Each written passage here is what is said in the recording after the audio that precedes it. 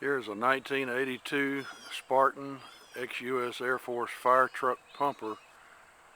Has a 1,000-gallon a minute inline pump mounted behind a 671 Detroit diesel engine with turbo, approximately 250 to 265 horsepower.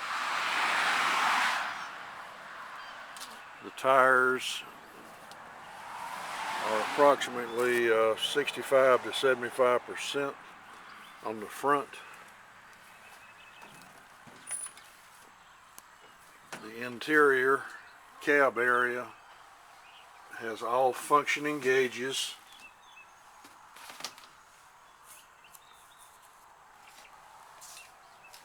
It's showing original mileage of 38,043. It has an external PA system, padded ceiling, metal floor and back, automatic transmission, 4-speed, air brakes, horns, air emergency brakes. Seats are in fair to good condition, original covering, and there's a battery isolator switch to the left of the driver's seat that will allow you to separately charge all 4 batteries together or separately. The GVW on the truck is approximately 28,000, which puts it as a Class 7 truck. Aluminum engine cover on the driver's side, same covering on the passenger side. One rear facing seat undercover outside the inside of the cab. 110 volt outlets, 2 on the driver's side at the pump control station and 2 on the passenger side at the auxiliary pump control station. As you see, there's one 6-inch discharge line. There are 2 valved 2.5-inch lines and also 2 non-valved 2.5-inch lines on the pump control panel itself. All the doors to all the side cabinets, there's the strainer for the 2 6-inch solid rubber suction hoses that come with it for a total of 20 feet with chrome fittings. The rear tires appear to be about probably 40 to 45%. Diesel fill tank, additional cabinets down the driver's side to the rear landing platform, places for a pole ladder, axe, what have you. There's an electrically driven hose wheel winder that should be connected to a 1-inch rubber line. There's no hose included with that. The connection is not made, but they are there. They just need a couple of elbows put on.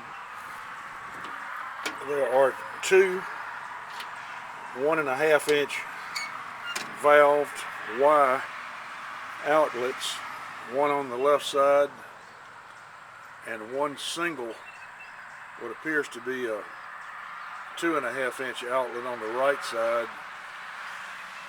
The reel switch, the button for engaging the reel. Here you have one of the hoses with inside the compartment. The additional suction hose is in the other compartment as shown here. 2 places for fire extinguishers on the standing ramp at the rear. 2 massive pulling lugs, towing lugs.